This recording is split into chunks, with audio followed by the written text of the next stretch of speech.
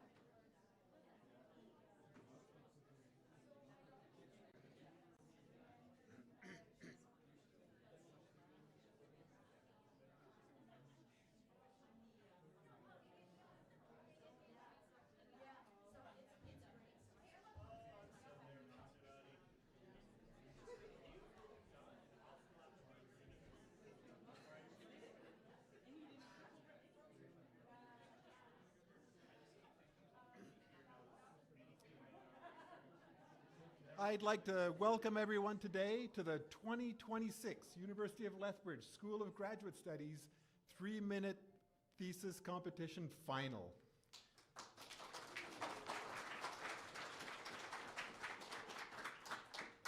My name is Mark Roussel. I'm the Associate Dean in the School of Graduate Studies, and I'll be your MC today. Oki, and welcome to the University of Lethbridge. Our university's Blackfoot name is Iniskim, meaning sacred buffalo stone. The University of Lethbridge acknowledges and deeply appreciates the Siksitapi people's connection to their traditional territory. We, as people living and benefiting from Blackfoot Confederacy traditional territory, honor the traditions of people who have cared for this land since time immemorial. We recognize the diverse population of Indigenous peoples who attend the University of Lethbridge and the contributions these Indigenous peoples have made in shaping and strengthening the university community in the past, present, and in the future. And as the buffalo stone was once used to call buffalo so that the people would be nourished, today we will be nourished in a different way. So in this skim, the University of Lethbridge will call 9 young people to nourish our minds today. I'd like to acknowledge some sponsors. First of all, Terry Whitehead, the Chancellor and Managing Partner at Alexander Whitehead Executive Search, who is a major sponsor, so thank you.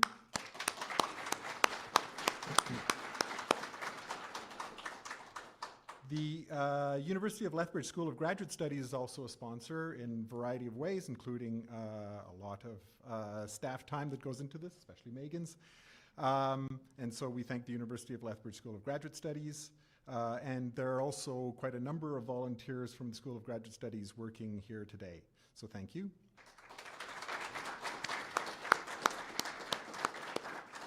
We also have the support of the Graduate Students Association, who have helped communicate this event to the students, so we're very thankful for that. This year, and I'll mention that again later, the Western Regionals are at the University of Regina, and so we are working under the umbrella of this Western Regional organization. And the overall high-level sponsor here is the Canadian Association for Graduate Studies. We'd also really like to thank Dr. Jay Gamble. Jay, are you here, perchance? Maybe not. But Dr. Jay Gamble provided a really great workshop for the 3MT participants. And we'd like to thank Court Wasishin and McBain Camera for streaming support and photography.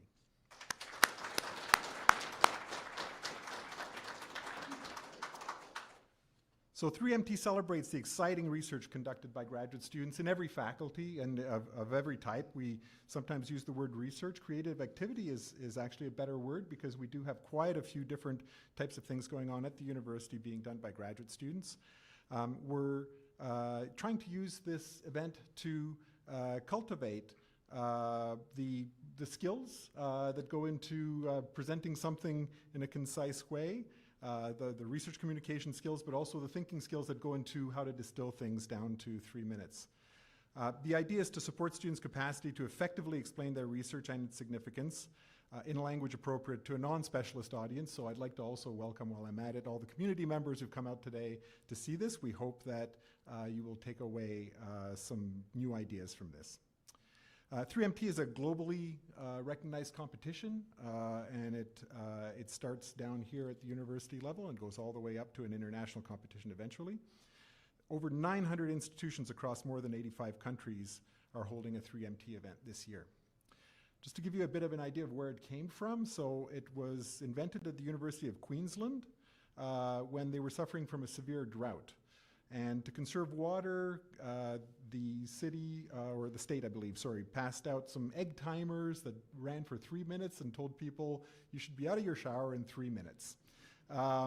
So now here's some insight into how deans think. I'll emphasize that I'm an associate dean. The then dean of the graduate school, who was Professor Alan Lawson, thought, well, we've learned to take a 3-minute shower by reducing it to its essentials. Can we get people who've been working on something for, a few years to reduce their work to a 3-minute presentation? Deans are a slightly terrifying bunch of people. So the competition rules. So it's actually really simple, really, when it comes down to it. 3 minutes, one slide. That is the essence of it. The slide is a static slide, so no animations. There's no additional props or anything that are allowed. It's really a spoken word presentation. The slide, as you'll see, most of them are illustrating the area, but they're not necessarily, the story is being told by the presenter.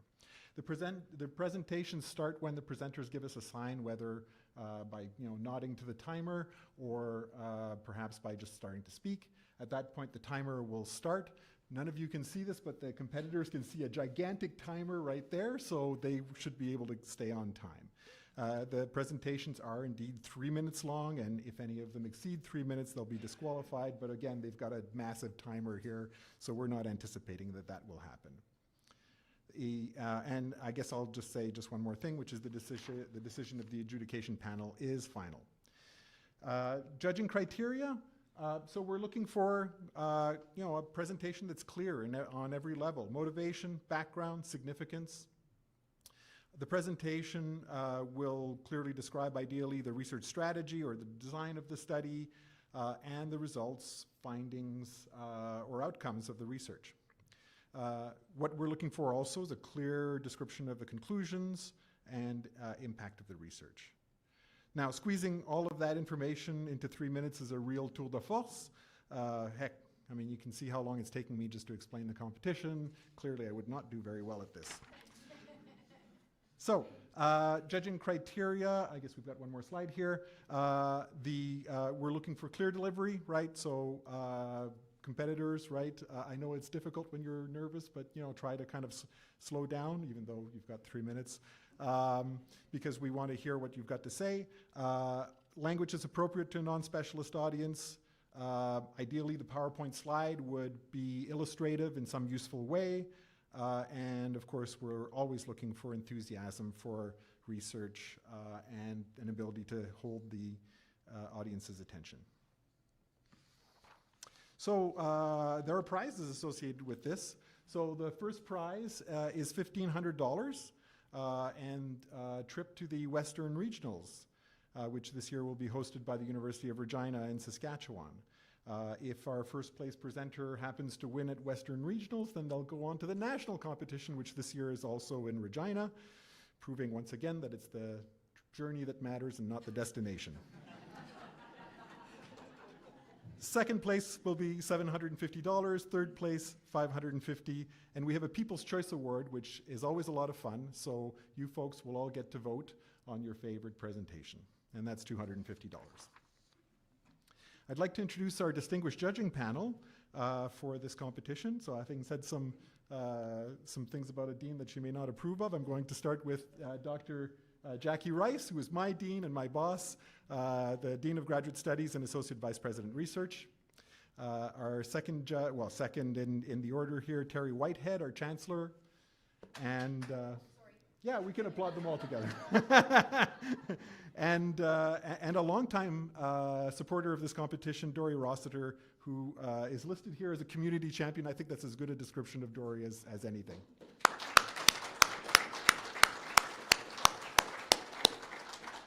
Now, the folks you're going to see today, this is a final. We had many more entries than this, and they were whittled down to these 9 folks here.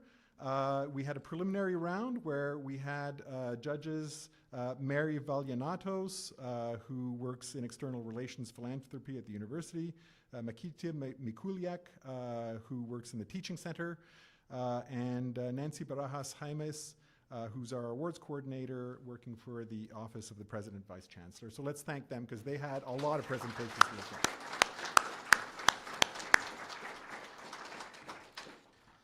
The People's Choice Award will put up these, oops, didn't advance, there we go.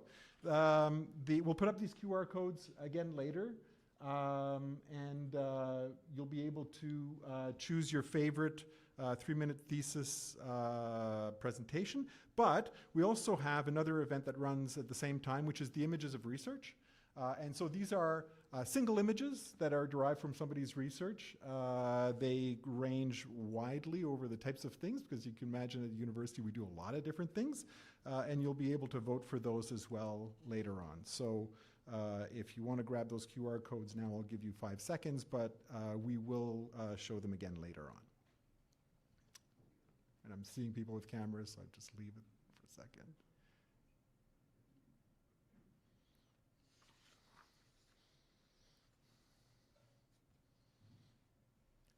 Okay, so we're about to get started.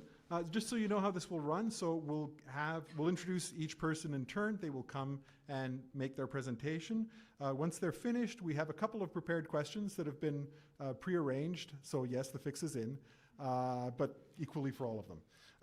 So they've all provided some questions that we can use to maybe give you a little more information about their research while the judges are scoring the presentations, because they need a minute or two to do their work.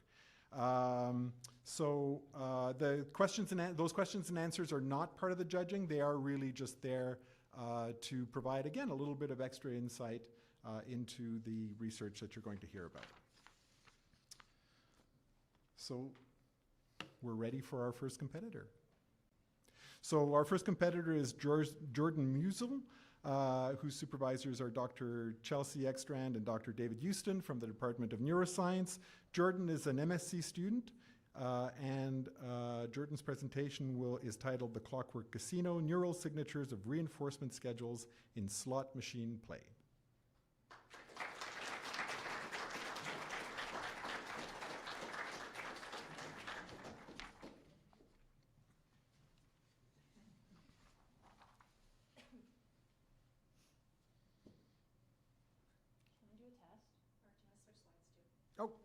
Oh, yeah.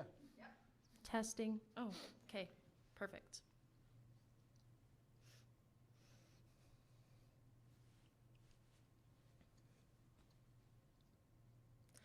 For decades, scientists have assumed that reward uncertainty is a key reason as to why gambling can become so dangerously addictive.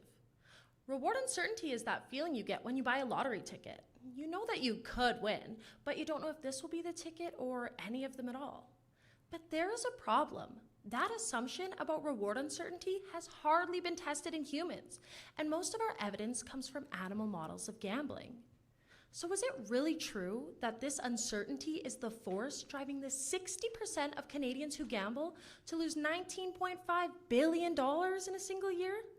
And it's not just casino people. Any one of us can be pulled into these gambling-like rewards. Think of sports betting, social media, and activities like roll up the rim. For some, it's just for fun. But for hundreds of thousands of Canadians, that fun can turn into debt, shame, and serious mental health consequences. My thesis goes all in on this issue, testing whether reward uncertainty really changes gambling-like behavior and how our brains respond to these rewards. Reinforcement schedules provide a powerful tool to study reward uncertainty in action. In random ratio schedules, you receive a reward after an unpredictable number of responses, and this is how many slot machines operate. In fixed ratio schedules, you receive a reward after a set number of responses. Think of a punch card at a cafe. Buy 10 drinks and the 11th drink is free. My thesis uses functional magnetic resonance imaging to test how these two schedules shape the activity and connectivity of our brain's reward-related areas. 80 healthy adult participants will play an online, custom-built slot machine while undergoing fMRI scanning. They will play 2 versions of the task, one under the random ratio condition and one under the fixed ratio condition. I predict that the random ratio condition will elicit greater activation and connectivity in those reward-related regions of the brain. I will measure this using something called the BOLD signal, or the blood oxygen level dependent signal. A higher BOLD signal means that area of the brain is more active and is therefore consuming more oxygen. Think of it like the difference between sitting on a couch and going for a run. The more active you are, the more oxygen you consume. Altogether, my research will help clarify how reward uncertainty shapes motivation and persistence at the neural level. Current treatment options for problem gambling include cognitive behavioral therapy and self-help programs, but my research could point to a new treatment option, one that helps individuals build daily routine schedules that are still rewarding but are healthy and sustainable, offering a better hand to the roughly 300,000 Canadians affected by problem gambling today. Thank you.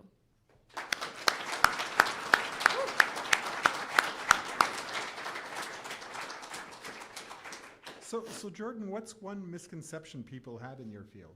Yeah, so a huge misconception that people have in the research of gambling is that it's just for casino people. It's for the people who go to the casino every weekend and the problem gamblers. But as I said in my talk, any one of us, I'm sure all of us engage in gambling in our everyday lives. Roll Up the Rim is happening right now. And I guarantee every one of you in this room have went to Tim's and got a Roll Up the Rim coffee. So I think that's a huge misconception, is that only certain people gamble. Okay. What's the difference between the fMRI technique you're using and a regular fMRI that people use to look at structure?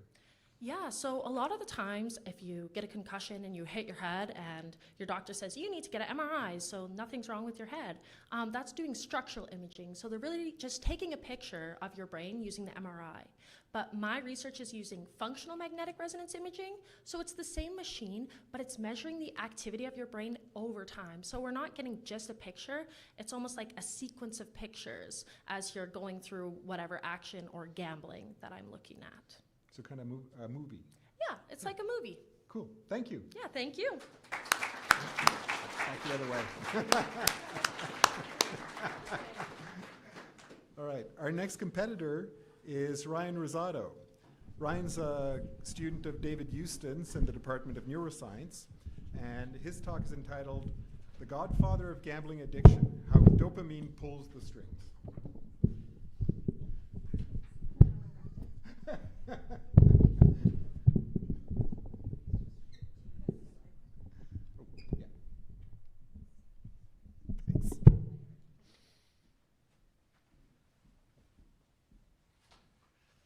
I told them to do that to buy me a bit more time. Imagine I have 2 decks of cards with 52 cards in each deck. For both of these decks, I tape $100 to every king. For one of the decks, I shuffle the cards, and for the other deck, the kings remain evenly spaced throughout the deck. And for every king you flip, you get to keep that money. Now, to play this game, it's going to cost you $200 because we all know nothing is free. And you can only pick 26 cards, whether that be 13 from the top of one deck, 13 from the top of another, or even just 26 from the top of one deck. The choice is yours. This is a prime example of fixed and random ratio reward schedules, or in other words, gambling. Now you're probably thinking, well, I certainly wouldn't choose the fixed. It's a break even every time, but with the random, maybe I can win. Maybe all 4 kings are on the top half of the deck, and maybe you're right, maybe they are.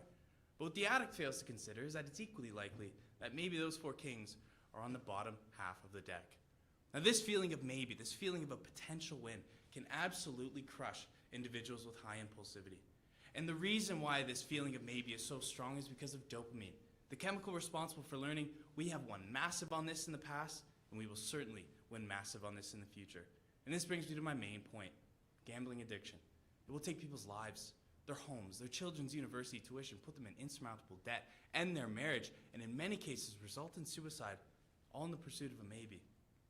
Now, given that this problem is only growing exponentially worse year after year, someone has to take action. It's exactly what I intend to do. The specific action I intend to take is to compare the behavioral effects of rat subjects in 2 groups, one with increased and one with decreased dopamine, on a slot machine task based around fixed and random ratio reward schedules.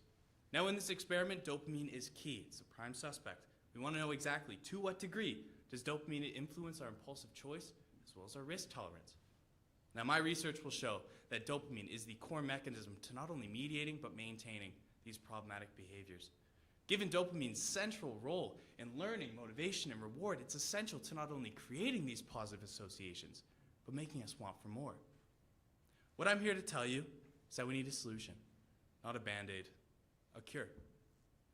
One very likely way to achieve this is by keeping subjects' dopamine at healthy levels. My dopamine elevated group will illustrate that they impulsively choose the risky option. My dopamine depressed group will illustrate that they impulsively choose whatever's faster.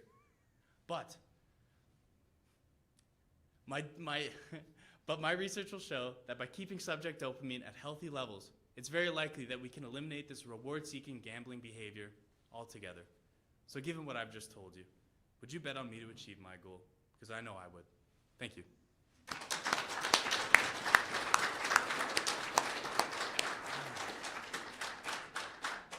So close. So what makes this topic important right now? Well, right now, especially more than ever is gambling is accessible to everyone. We see people gambling on their phones, sports betting apps are being advertised alongside NHL games. And I'm a Leafs fan. I know you guys are Calgary fans, but that's beside the point. We won't get into that. Yeah, Oilers even. Oh, I know some people that don't like that answer. But it's more popular than ever. We see people that are younger than 16 getting into sports betting, thinking this is the norm. People will lose their shirts over this, and no one's thinking twice about, hey, maybe we should slow this down. Maybe we should limit this access. Maybe there is something really, really wrong with how we treat this gambling problem, now more than ever. So what's a misconception that people have about your field? Very, very popular. I don't know if I'd call it a misconception, but it certainly would be more dopamine, more risk, less dopamine, less risk is certainly not true. Dopamine is a very, very complex molecule, and we still, in neuroscience, don't have a set format of what this chemical does. We have an idea, but we still don't have definitive proof of what D2 and D1 compare with each other, how impulsive choice and impulsive action relate to how dopamine functions. And that's something we really want to figure out, because understanding the basis of addiction, especially gambling addiction, we need to understand the behavior formation itself, and that's what we're looking into. Thank you. Thank you very much.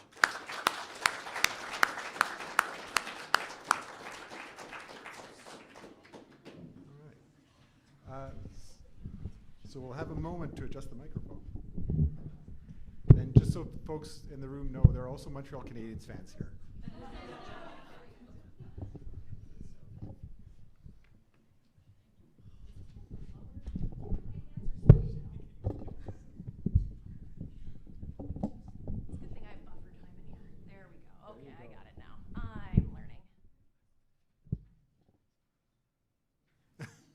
Looks about right.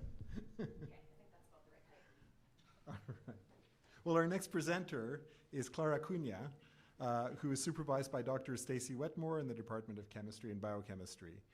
And Clara is going to talk about how tiny changes guide protein-making decisions.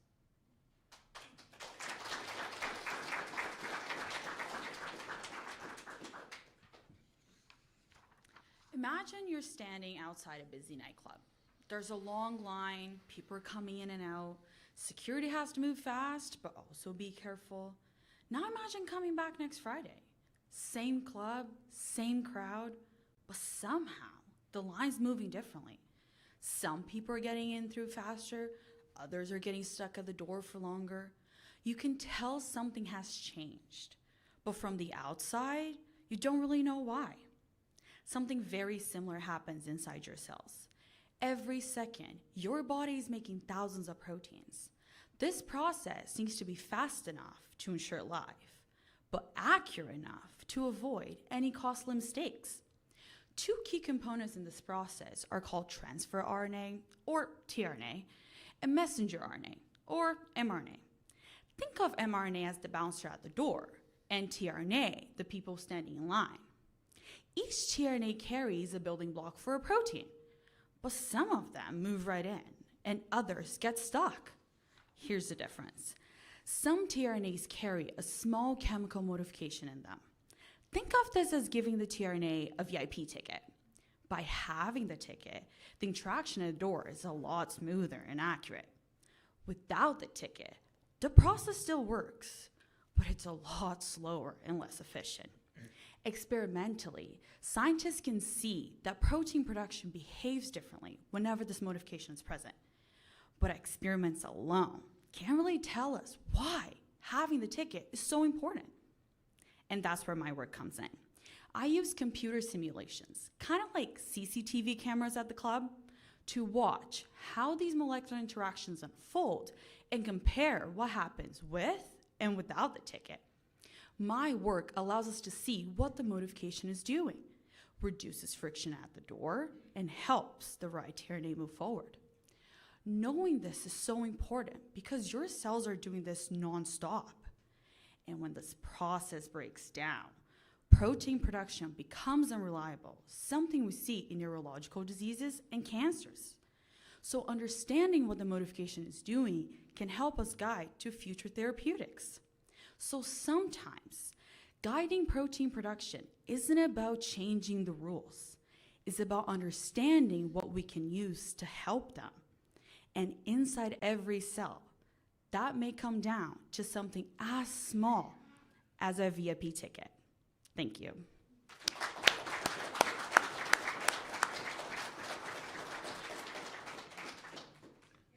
So Clara, what kind of information can we get from these simulation methods that you use? So different from experimental studies, we can see that something's changing. But my work allows us to see that atomic level zoomed in throughout time. So we can see actually what the modification is doing over time and what's also changing around it to make those rates so different, to make it see what we see in person. Thanks.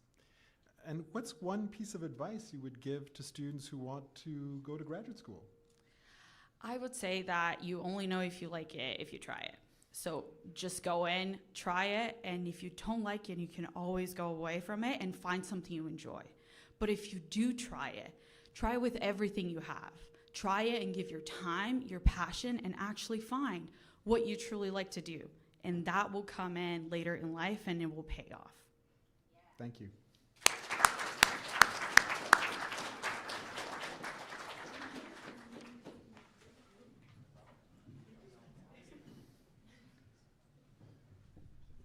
The ritual adjustment of the microphone. Ooh.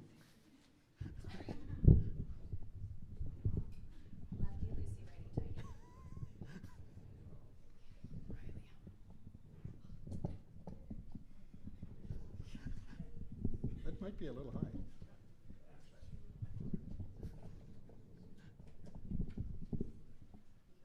Okay. I think I'll we're stand good. here and I'll adjust. All right, excellent. So our next competitor is Riley Chalik. Riley is supervised by Dr. Vineet Rathod in the Department of Chemistry and Biochemistry again. He's from the biochemistry side of the house. And his title is Unfolding Alzheimer's Disease, One Brick at a Time.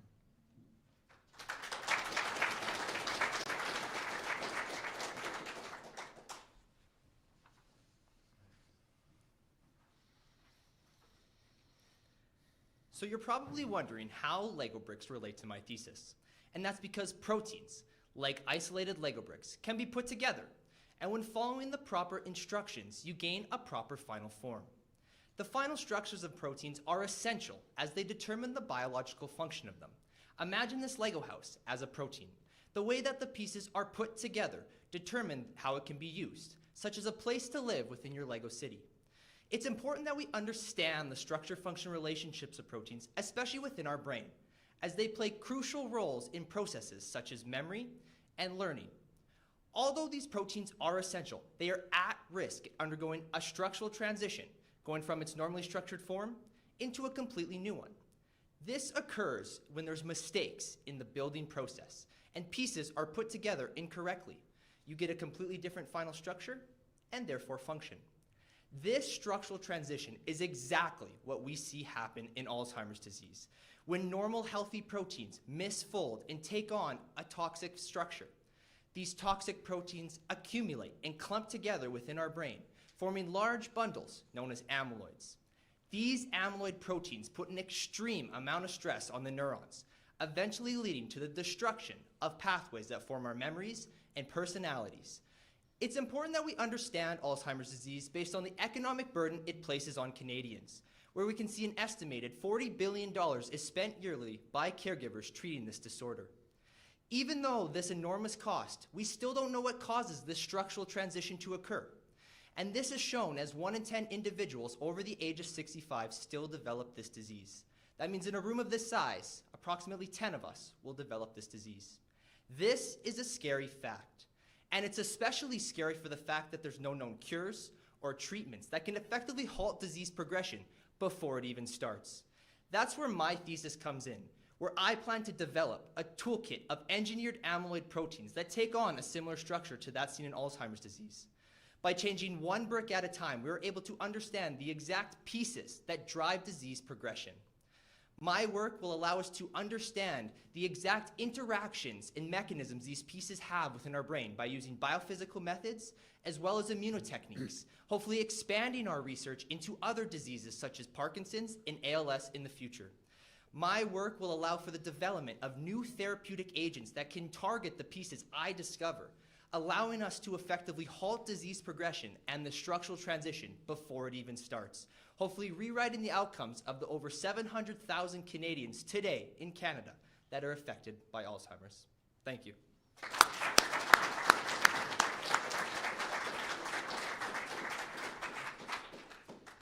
So Riley, what are proteins, and what are these functions they have in cells?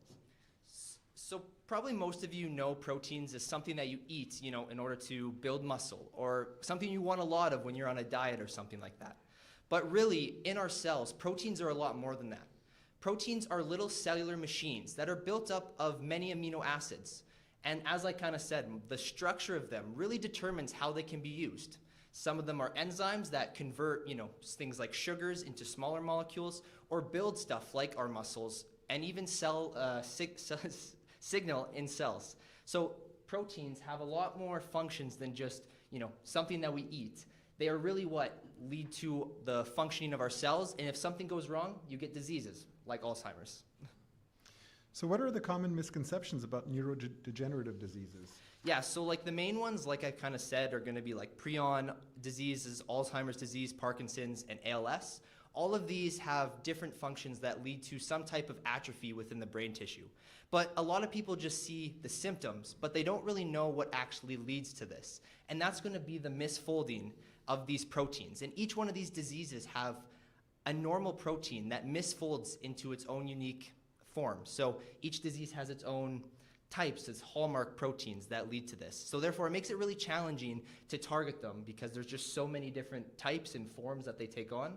And that's kind of one of the biggest misconceptions. It's not just like, how do we stop it? It's like, which ones do we target as well? Thanks.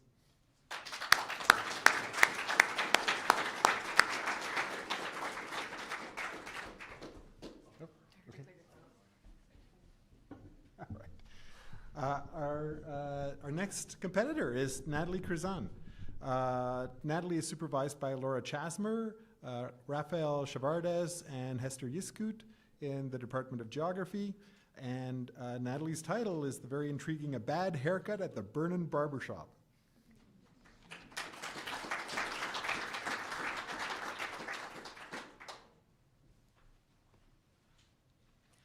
Did you know that forests need haircuts? But where we have shampoo and scissors, for forests it's fire that has that same effect of trimming back dead growth and clearing out any buildup at the roots. Now the same thing happens to forests when they go a long time without fire, as happens to us when we go a while in between haircuts. Things get really overgrown, lots of knots and tangles. In really bad cases, you might even end up with some bugs crawling around up there. That's exactly what happened to the forests in Jasper National Park. Before the 2022 Chetamon fire, Jasper had gone 100 years since its last trip to the Burnin' Barbershop.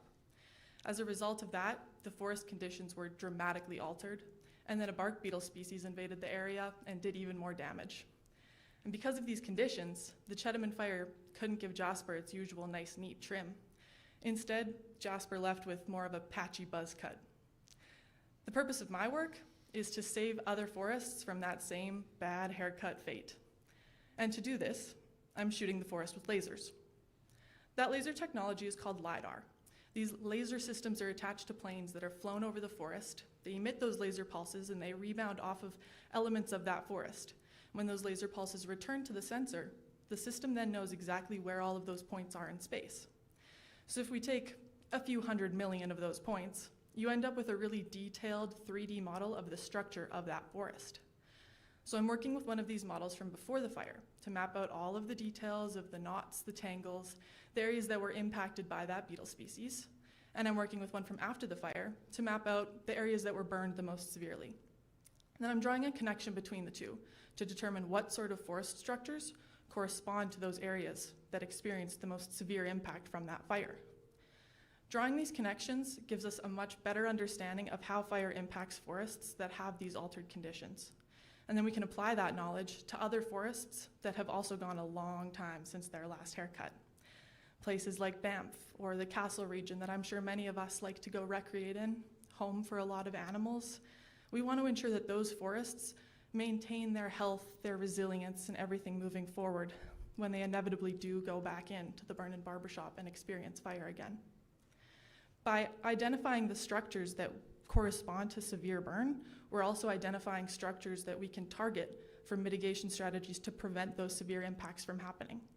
You can think about things like prescribed burn or mechanical thinning as brushing your hair and washing it frequently.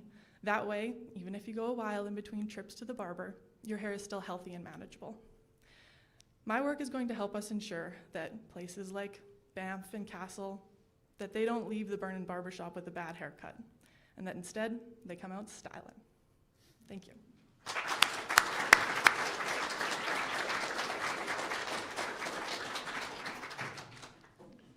So, Natalie, in what other ways can this hair care analogy help us understand forest fire dynamics? I could probably do like a 15-minute thesis about that. As I was diving into this analogy, I got really excited about it. But I think one of the most prevalent ones that came to mind for me, specifically with a barbershop, if you think about when you go in and you see the picture on the wall, like here's the 4 types of styles you can get. There's different types of forest that would request, say, one of each of those types of styles. So there are forests where it is more common for them to go a longer time between haircuts, and when they go in, maybe they get a bit of a cleaner shave. Forests that are particularly high up on mountain slopes, they don't experience fire that often, but when they do, it usually is a little bit more severe. So rather than it being about the specifics of the style that the style of the haircut that the forest is getting, it's about what's normal for that forest. So for Jasper, it's a mixed severity fire regime in that area, so it might switch up the style every once in a while, but it never goes in for a bad patchy buzz cut, I can tell you that much for sure. I'm going to guess that normal changes with age too. Indeed, yes. So how, now these folks wrote their own questions, right? How long has it been since your last haircut? Writing this 3MT actually made me realize that it has been a while, and then I was looking at it and I've got some of those grad school grays that are starting to come in. So as I was putting this together, it did in fact prompt me to book my next haircut, as I hope it does for many of you. Thank you.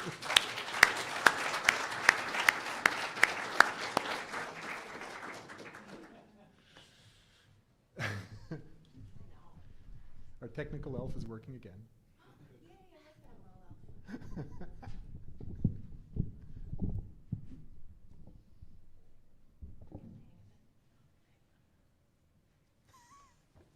All right.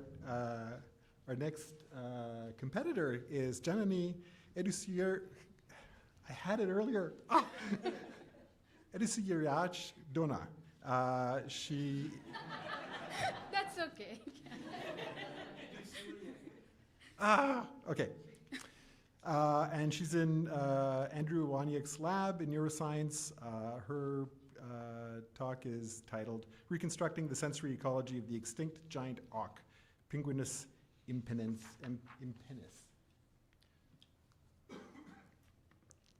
Imagine trying to understand how an animal lived when it has been silent for over 150 years. When a species goes extinct, we can never observe its behaviors, never hear its calls. Extinction is a global issue. Thousands of species have already gone extinct and many more are at risk. In birds alone, around 12% of all species have gone extinct because of human activities. One of the most recent well-known examples of human-driven extinction is the great auk, which is my study animal, a large flightless seabird that once lived in numbers in North Atlantic and was hunted to extinction in the 19th century. Even though it is well represented in museum collections, we know nothing about its sensory abilities. Understanding sensory abilities is fundamental to understanding how animals interacted with each other and with their environment. One of the biggest challenges in extinction research is how do we study an animal that no longer exists? The answer is comparative anatomy. Sensory abilities are closely linked with the anatomy of sensory organs and the brain regions that process sensory information. Normally, brains are not available for extinct animals, but the skull, still houses key clues about the brain and the sensory organs. Therefore, I compare the skull anatomy of the great dog with those of its living relatives to understand its sensory abilities. So what makes this study possible is a theory called principle of proper mass, which simply says brain regions that process more information tend to be larger. For an example, animals that rely heavily on vision have larger eyes and larger brain regions for visual processing. My method has 4 simple steps. I take CT scans of the skulls. This lets me see inside of the skull, and it even allows me to digitally reconstruct when some parts are missing or damaged. Using these CT scans, I create virtual 3D cast of the brain called endocast, and using both endocast and CT scans, I take measurements related to auditory, olfactory, visual, and tactile systems. Then I compare this between great dog and its living relatives. By doing this, my study will provide new insights into the behavior and ecology of the extinct great dog.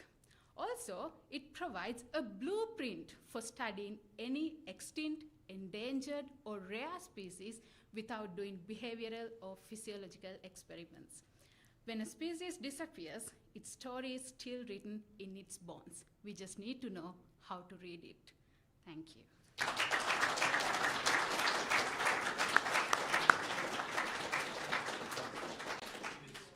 So what happened to the great auk? Yes. Their numbers reduced drastically because people started to hunt them because of their meat, feathers, eggs, and oils.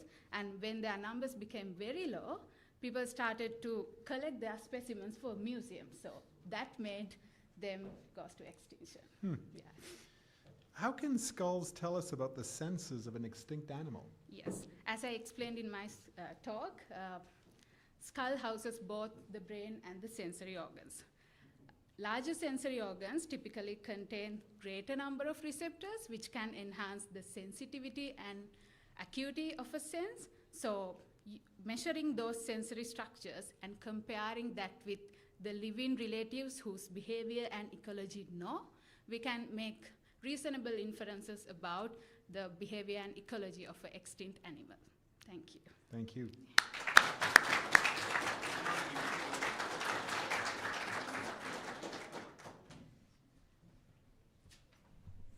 So we're now going to hear from Daniela McGonigal-Planke, who is supervised by Dr. Connor Snook in Indigenous Studies. And Daniela's title, one more. Daniela's title is Mari Mari, an explanation of how Mapudungun is taught online.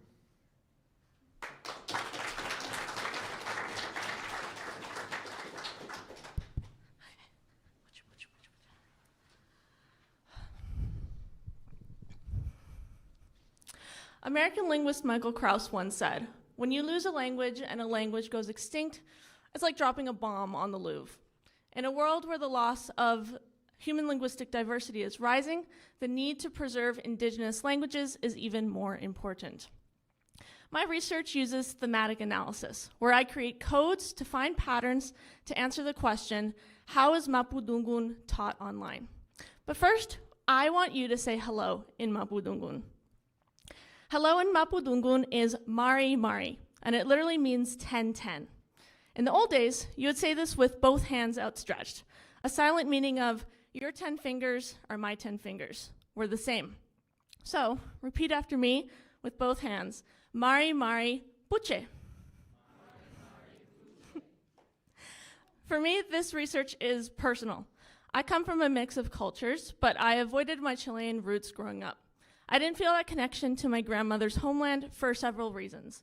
Being the granddaughter of Chilean political refugees, living with the effects of the 1973 military coup, and never feeling at home with my mixed identity. It was during the COVID pandemic where I discovered Mapudungun through YouTube, and I finally felt a connection to myself and that part of myself. For my research, I'm using a software called Elan, where I create codes from the raw data in the videos I'm analyzing.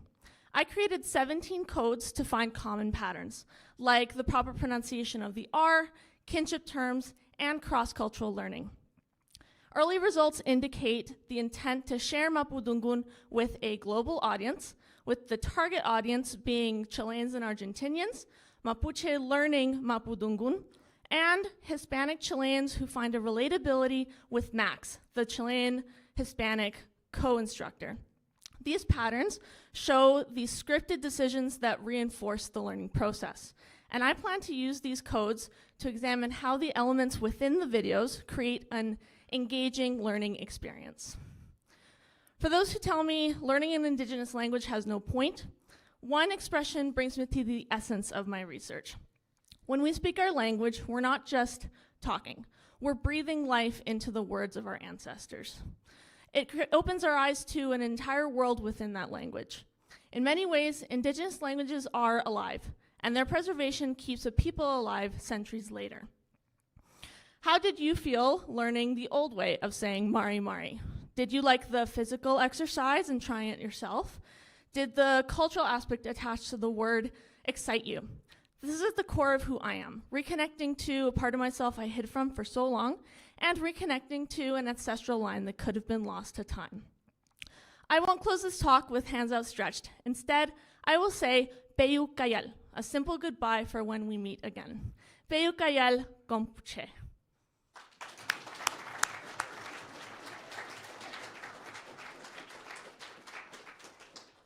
So can you define a code for us? Yes, so a code is essentially, it comes from the raw data that I'm analyzing. So for example, the text within the videos and the conversations. So I have to essentially create initial labels for that data, and that is the code that I create. So that is to find the relationships and common patterns for my thesis to work. Okay. And what's your favorite word in Mapudungun? Well, there's lots of words that are my favorite. They've got a whole bunch of very cool meanings. But one of my favorite ones comes from the slang term in Chilean Spanish for boyfriend and girlfriend. It is pololo, polola. So basically it's like, I have a pololo, I have a polola. But it comes from the Mapuche word pulu, which means fly, so the insect fly, because essentially it came from the idea that young couples would buzz around each other like a fly. So yeah, that's my favorite word. Thank you.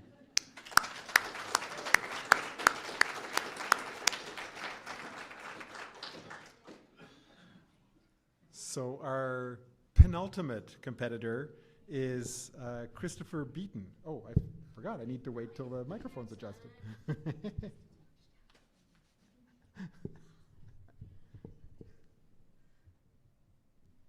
It seemed kind of high.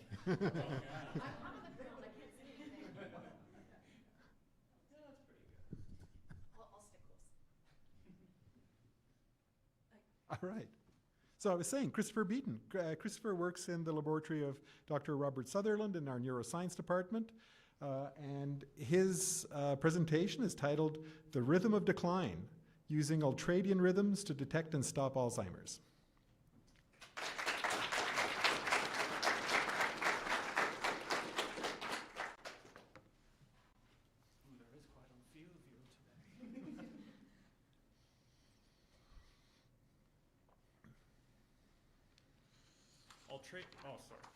Alzheimer's is the most prevalent form of dementia in the world. In 2025, there was over 700,000 cases of Alzheimer's in Canada alone. And that number is expected to skyrocket to well over 1 million by the year 2030 as our population continues to age. As established by researchers Hardy and Higgins, Alzheimer's attacks the brain by causing the formation of beta amyloid plaques, then tau neurofibrillary tangles. These hallmarks of Alzheimer's disease create disruptions within our brain's neural networks by causing the death of neurons within the brain. This, in turn, leads to the symptoms that we all know well, such as memory loss, confusion, a breakdown in communication abilities, and a disrupted sleep cycle. The tragedy is that by the time an individual starts showing these symptoms, their brain is already riddled with these plaques and tangles. So even if we started somebody on a treatment program at this point, it's already too little too late. This is where my research comes into play. I am searching for an earlier way to detect Alzheimer's. To do this, I'm focusing on ultradian rhythms. Ultradian rhythms are cycles that we go through that are shorter than 24 hours. Think of your eating cycle. You eat multiple times a day, breakfast, lunch, dinner, so that cycle is shorter than 24 hours. In my research, I'm monitoring two groups of mice, a control group and an experimental group that has been genetically engineered with human Alzheimer's genes. I will be monitoring these two groups of mice to see how their ultradian rhythms are affected by the presence of Alzheimer's in its earliest stages. However, watching these mice models 24/7, looking for these subtle rhythmic changes, is a near impossible task for a human. Trust me, I've tried. That is why I'm currently developing a new AI analysis tool. This AI will process thousands of hours of video footage to identify minute changes in behavioral patterns that would otherwise be missed by a human observer. But I'm not just looking to watch the clock. I want it to stop. This research will lead me towards testing a bold new hypothesis.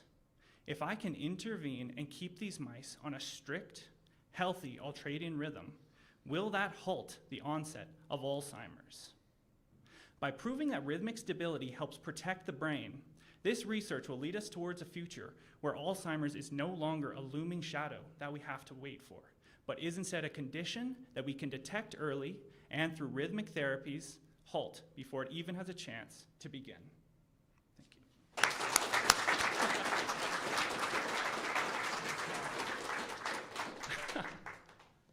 So, Christopher, in your list of ultradian meal times, you left out 11 Z's afternoon tea. I was going to go through all the snacks as well.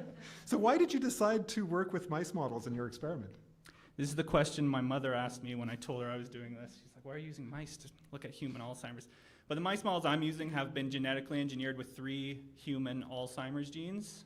They're called APP-NL-GF mice models.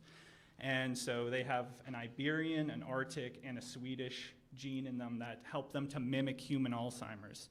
So the way they develop it, how it attacks the brain, is very similar to how it attacks human familial Alzheimer's. So it helps mimic that, and it also, in humans, Alzheimer's can take years or even decades to fully progress. And so this, I only have 2 years to finish this, hopefully. So yeah, so it's a timing thing, it's a big thing as well. So since Alzheimer's is such a hot button issue right now, what are some of the ways that humans can lower their chances of developing Alzheimer's disease? Well, I was very sad to find out that we weren't able to stop it by sitting on the couch and eating chips and watching TV.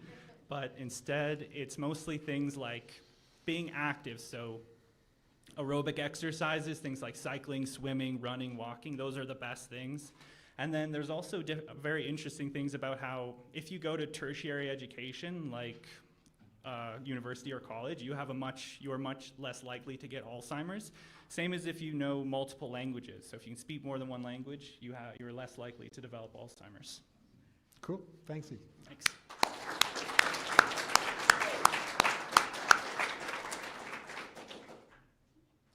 I think it might be okay. Yeah, you want a little lower? I'll bring it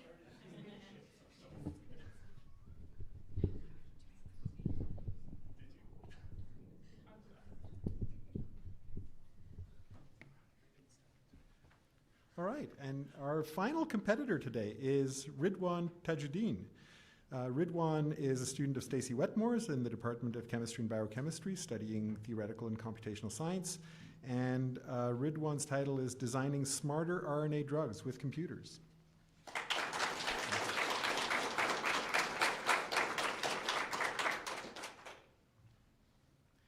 Do you all remember the COVID-19 pandemic? I'm sure we do. It was a time when it felt like the world was on pause. And then we couldn't even gather like this to have this kind of conversation. And suddenly, a scientific term became a part of our everyday conversation, the mRNA, or the messenger RNA. What we learned is that mRNA is like a recipe. It tells our cells to make proteins, and these proteins are essential for our survival. But sometimes the mRNA is the wrong recipe. It instructs our cells to make the proteins that cause diseases. But fortunately, our cells have a natural defense system that can stop these harmful messages. It uses another type of RNA called siRNA, or the small interfering RNA, to find this bad recipe and destroy them before they make protein. So scientists believe that if we could harness this system, we could stop so many diseases from its source by preventing the messages from even being delivered in the first place. But here is what they found. Imagine this sRNA as a basic security guard protecting our cell. The natural sRNA is good at spotting the bad guy, the harmful mRNA, but it is not that strong. It is unstable, easily broken down, it is fragile, and sometimes it even fails to stop the harmful mRNA from slipping through to make the bad protein. So then scientists upgraded this basic security guard to a stronger police officer. So by chemically modifying sRNA, we make RNA more stable, durable, and better equipped to carry out its function. And as a result of this innovation, 7 sRNA drugs are now in the market helping patients. But here is the challenge. It took over 20 years for the first sRNA drug to get to the market since its discovery. And even though these drugs work now, experiments alone have not helped us to fully understand why certain modifications work better than the others, and what happens when we combine these modifications. That is where my research comes in. So using computer simulations, I built detailed molecular model to analyze how chemically modified sRNA interact with the cell to cleave the mRNA. These simulations allow us to watch atom by atom how modifications change the structure, the movement, and the function of sRNA. In other words, I'm trying to understand how modifications has transformed my sRNA from this basic security guard into a highly trained police officer. Uncovering these molecular details, my work will help scientists to make a better and more effective RNA drugs, and even faster. And this is very important because RNA medicines have the potential to treat so many diseases that were once considered impossible to target, such as some genetic disorders. So ultimately, my work is building a blueprint for the design of the next generation RNA therapeutics. So I'm going to leave you with this. Sometimes the best way to prevent a disease is simply to stop the message from being delivered in the first place. Thank you.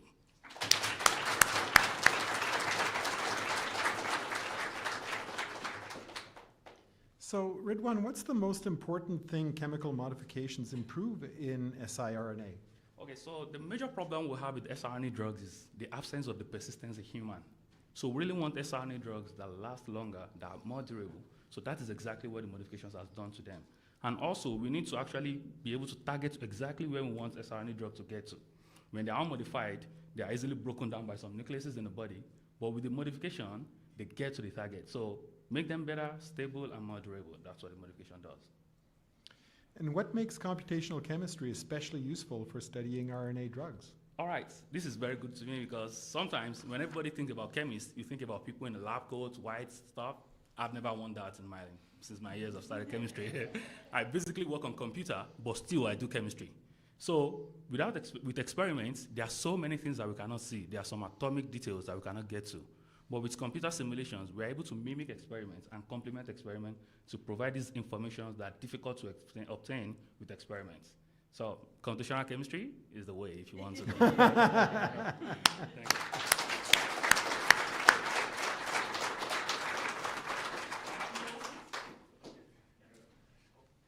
So I'd like us all to thank the participants for these wonderful presentations.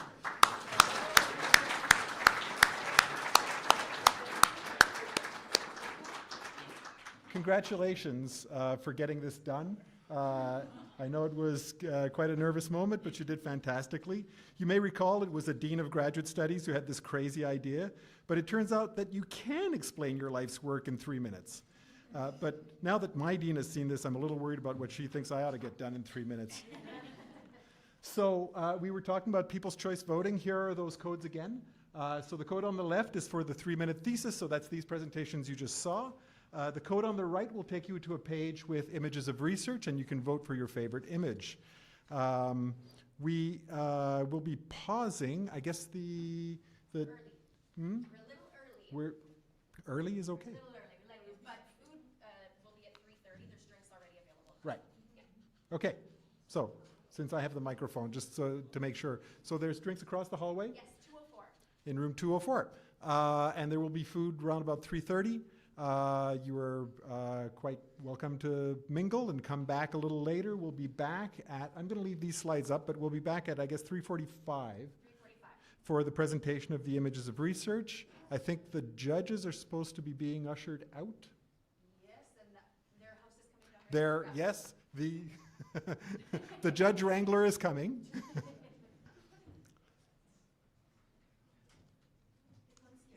The concierge.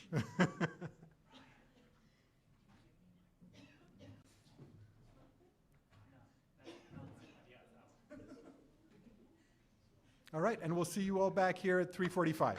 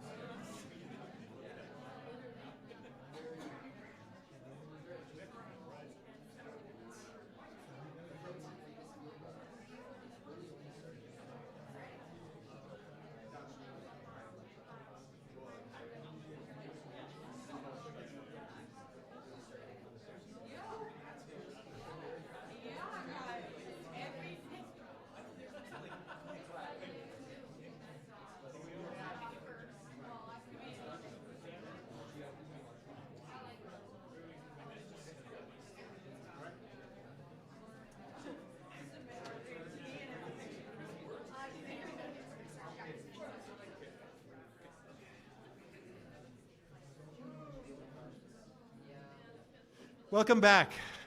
We are ready to find out the winners of two competitions, the Images of Research first, and after that, the 3MT competition, which you were just seeing a few minutes ago. Just a quick note for both the judges and participants, please make sure to stay afterwards. We're going to take some pictures, so please hang around. Without further ado, let's go to the Images of Research and the awards here. And we're going in reverse order from, yeah. Third first. Right. So our third place winner is Amy Wiedenfeld. Nature Finds a Way. So I'm not entirely sure if Amy is here, but I'm not seeing her stand up. So we'll go to the second place. And second place goes to Natalie Krizan, a burnt jawbone and a bright green beacon.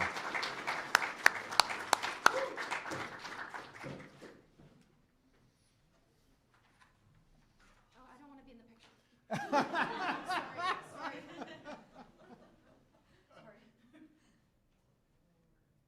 Get Megan in the background.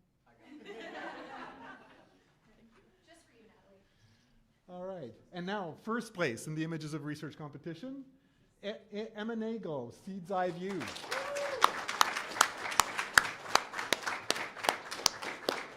And we'll catch Emma later. We have one more prize, which is the People's Choice, which hopefully you voted for. There were many votes. And the winner was Rosa Gabdolina. Switching gears. So congratulations to all the winners of the Images of Research. Now, I probably shouldn't advance the next slide because the next slide will show, or... Nothing, just the announcement. Ah, there we go, okay. Yes. Oh, I've got you there. All right, so I'd like to ask Dean Jackie Rice to come up to announce the winners of the 3-minute thesis awards. And People's Choice is first. And People's Choice. Yeah. He's the first one. Okay. Let's go. All right. You can just advance the slides. Before I say anything, to let you know who the winners are, I just want to say that as we were sitting in our little room trying to make this decision, it was not an easy decision. As you saw, these were some amazing presentations, very professional. The skills that it takes to condense that knowledge down to 3 minutes is to be applauded, no matter what the rankings are that we announce shortly. I am truly, truly in awe of the work and the final results that were on display. And I do want to acknowledge not only the work of the competitors today, but of their faculty supervisors who have supported them, their lab mates and colleagues who have provided support, and some of whom are here today, and everyone who's offered the mentorship that really is important for making these kinds of presentations and these skills possible. So kudos to everybody who's been a part of this. We really do appreciate it. It couldn't happen without all of you, and particularly our finalists today. So a round of applause, please.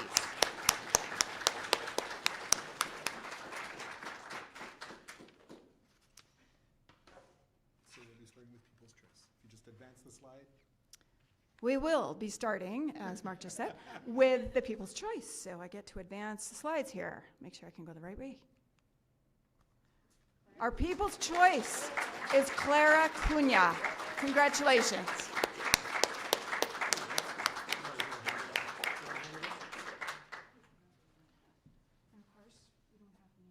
That's okay. We'll do a picture.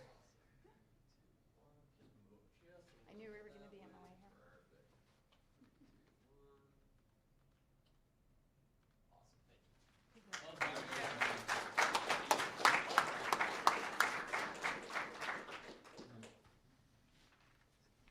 And it goes 3, 2, 1. Our third place finalist goes to Clara Cunha. Congratulations.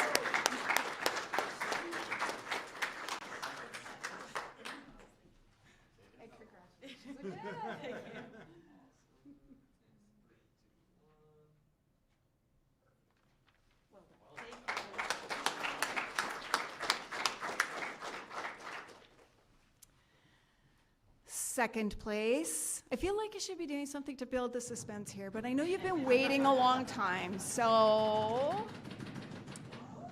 Ryan Rosado, congratulations.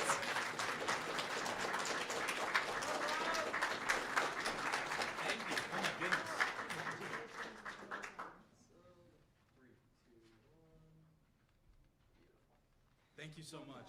Thank you.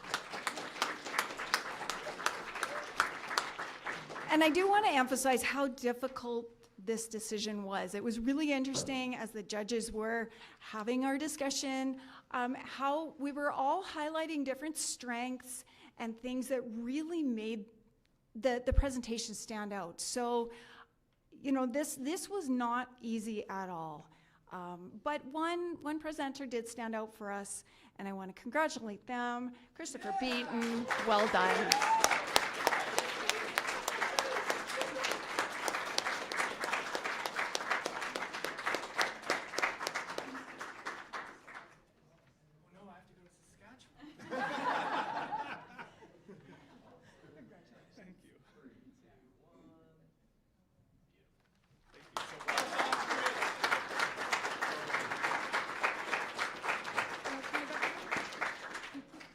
Well,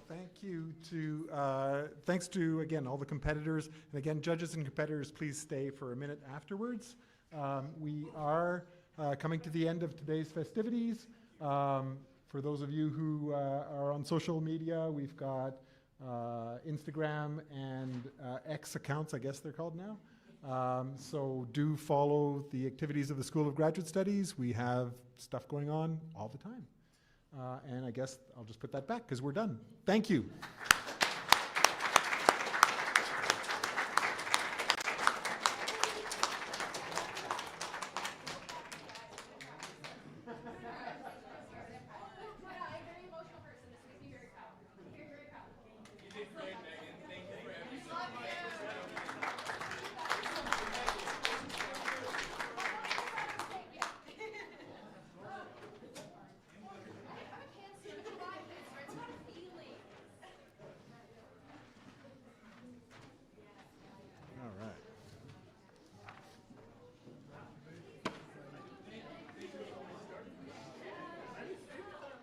Yeah, I guess you gotta split it.